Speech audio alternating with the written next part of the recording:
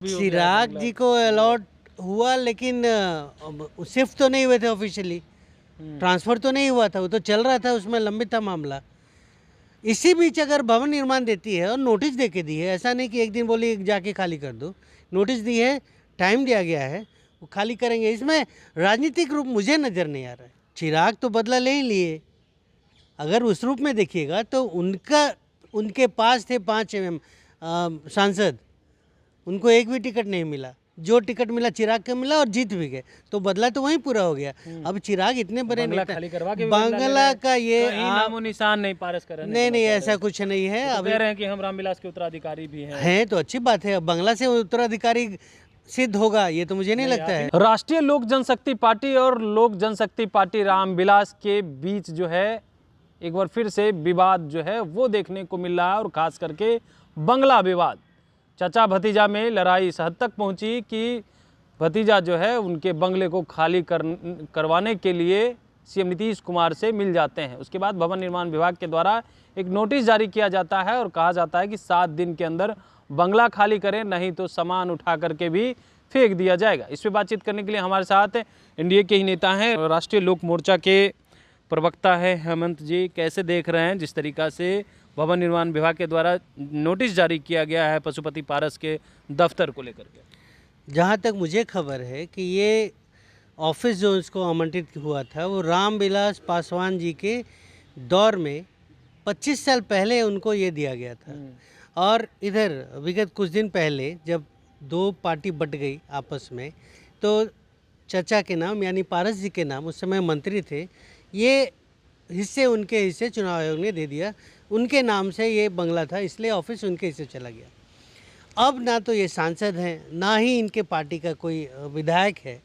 अब building construction department को वो बंगला चाहिए, उसने नोटिस दिया, इसमें कोई चचा भतीजा वाला बात नहीं है। आप जो बोल रहे हैं पावरफुल मंत्री के दबाव में ये दफ्तर खाली करवाया जा रहा है, जबकि कोर्ट में मामला लंबित है, क्षेत्रीय पार्टी का दर्जा में मिला हुआ है, तो पार्टी कार्यालय तो मिलेगा ना। देखिए, पार्टी कार्यालय मिलेगा, लेकिन इतना बड़ा नहीं मिलेगा ना, सबका अपना अपना क्राइटेरिया है। और भवन निर्माण अगर चाहती है कि जैसे आप देख रहे हैं कि बाकी जगह भी पुराने बिल्डिंग को तोड़ के नया बिल्डिंग बनाया जा रहा है, वहाँ का भी प्लानिंग हो सकता है, वो एयरपोर्ट का एक्सटेंशन हो जिसके वजह से उसको हटाया जा रहा हो, उसको आप हर एक चीज़ को राजनीतिक रंग नहीं दीजिए। पासवान वो तो चिराग जी को अलॉट भी चिराग जी को अलॉट हुआ, लेकिन शिफ्ट तो नहीं हुए थे ऑफिशियली, ट्रांसफर तो नहीं हुआ था, वो तो चल रहा था, उसमें लंबित था मामला।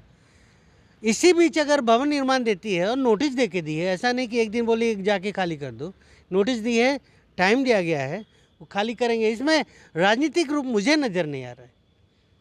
नजर नहीं आ रहा है? नहीं, मुझे राजनीति का कोई समझ तो अब यह तक कही जा रही है कि चिराग अब बदला ले रहे हैं जो उनके साथ चचा ने किया है उसको लेकर के। देखिए, अभी तो दोनों मिल गए थे, चचा भतीजा, और चिराग तो बदला ले ही लिए। अगर उस रूप में देखिएगा तो उनके पास थे 5 सांसद, उनको एक भी टिकट नहीं मिला, जो टिकट मिला चिराग का मिला और जीत भी गए, तो बदला तो वहीं पूरा हो गया।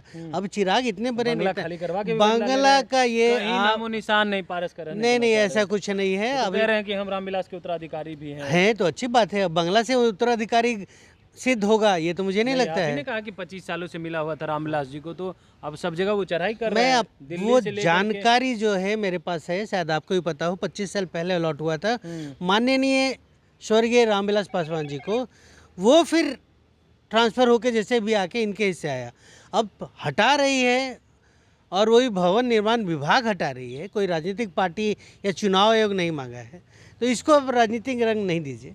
राजनीतिक रंग नहीं दे, मुझे नहीं लगता है कोई राजनीतिक इसमें हो रही है। चलिए, कह रहे हैं आप इसमें राजनीति नहीं हो रही है, लेकिन उनके नेता कह रहे हैं अगर बंगला 1 सप्ताह के अंदर खाली कराया गया तो ईंट से ईंट बजा देंगे आप पारस जी के लोग। ठीक है, अब उनके कार्यकर्ता हैं, कोई भी अगर किराए के मकान में भी रहते हैं और खाली करना होता है तो दुख तो होता ही है। अब कार्यकर्ता आजकल बहुत उत्साहित है, अपने अपने नेताओं के लिए अलग अलग बयान दे रहे हैं, बैनर लगा रहे हैं, उनमें उनके भी कार्यकर्ता हैं, कुछ तो उनका काम है कहना, वो कहेंगे ही। लालू जी के उस बयान को कैसे देख रहे हैं जिसमें कह रहे हैं कि बीजेपी के सांसद और मंत्री इस तरह का बयान दे रहे हैं हिंदू मुस्लिम को लेकर के, और नीतीश कुमार चुप है? क्या वो हिंदू नहीं है? तो उन्होंने जो बातें की है वो भारतीय संविधान के विरुद्ध है। उनका व्यक्तिगत राय है, भाजपा भी उससे किनारा ले चुका है और माननीय नीतीश जी के पार्टी के प्रवक्ता ने बोल दिया है कि भारत नीतीश जी चुप क्यों है? नहीं, हर एक चीज़ अब नीतीश जी बोले फिर प्रवक्ताओं का काम क्या है? प्रवक्ता इसीलिए न होते हैं कि उनकी बातों को रखे, जनता तक रखे, मीडिया तक रखे।